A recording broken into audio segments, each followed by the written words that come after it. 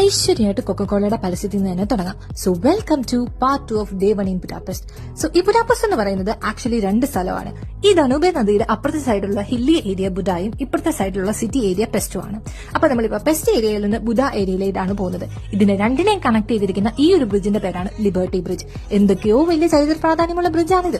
എന്തായാലും ഞാനിപ്പോ ചരിത്രമൊന്നും ഇവിടെ പറയുന്നില്ല, ഗൂഗിളിൽ നോക്കിയാൽ കാണാം. ഞാൻ എന്തൊക്കെ പറയാൻ പോയി കഴിഞ്ഞാൽ ഒരുമാതിരി ഹിസ്റ്ററി ക്ലാസ് എടുക്കുന്ന പോലെ ഇരിക്കും. അല്ലാണ്ട് എനിക്ക് അറിയാൻ കഴിഞ്ഞിട്ടൊന്നും അല്ല.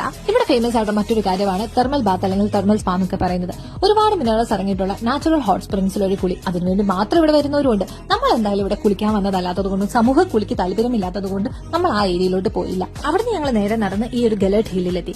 ഗലേറ്റ് ഹിൽ കംപ്ലീറ്റ് ആയിട്ട് ഹൈക്ക് ചെയ്ത് കയറണമെങ്കിൽ ഓൾമോസ്റ്റ് 1.5 hours എടുക്കുമെന്നാണ് ഗൂഗിളിൽ കണ്ടത്. പിന്നെ അവിടെ എന്തൊക്കെയൊക്കെ അടച്ചിട്ടേക്കുന്നതെന്നും കണ്ടതുകൊണ്ടും ഞങ്ങൾ അങ്ങോട്ട് പോയില്ല. ആ പകുതി വരെ പോയി അതിന്റെ ഒരു വ്യൂ ആസ്വദിച്ച് തിരിച്ചു പോന്നു. ഇതാണ് ഗലേറ്റ് ഹിൽ കേവ് ചർച്ച്. എന്തൊരു വലിയ പേരാ അല്ലേ? അത്രയും പറയാൻ ബുദ്ധിമുട്ടുണ്ടെങ്കിൽ നമുക്ക് അതിനെ റോക്ക് ചാപ്പൽ എന്നും വിളിക്കാം.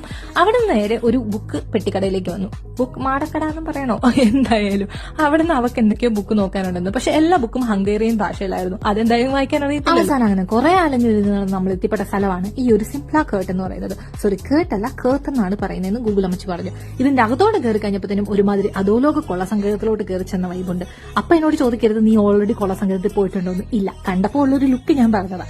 ഇത് ഒരു റൂയിൻഡ് ബാറാണ്. കുറെ ട്രാഷ് മെറ്റീരിയൽസ് കൊണ്ട് ഇത് ഉണ്ടാക്കി വെച്ചിരിക്കുന്ന ഒരു സ്ഥലം. ഇത് പക്ഷെ ഭയങ്കര ഫേമസ് ആണ്. എന്തിനാണെന്ന് എനിക്ക് മനസ്സിലായില്ല. ഈ ഒരു ആംബിയൻസ് ഒക്കെ കൊണ്ടായിരിക്കും ഇത് ഇത്രയും ഫേമസ് ആയിട്ടുള്ളത്. എനിവേ, അതിന് മൂലിക്ക് ചേർത്ത ഒരു പിയാനോയിൽ കുറെ നേരം ആക്ഷൻ ഒക്കെ കാണിച്ചിട്ട് ഞങ്ങൾ അതെല്ലാം നടന്നു കണ്ട്. അപ്പത്തേനും എന്റെ ഫോൺ ഓൾമോസ്റ്റ് ഡെഡ് ആയി. അതുകൊണ്ട് തന്നെ ഞങ്ങൾ ഹോട്ടലിലേക്ക് തിരിച്ചുപോയി. സോ ഇതാണ് day 1 in Budapest. Thank you so much for watching.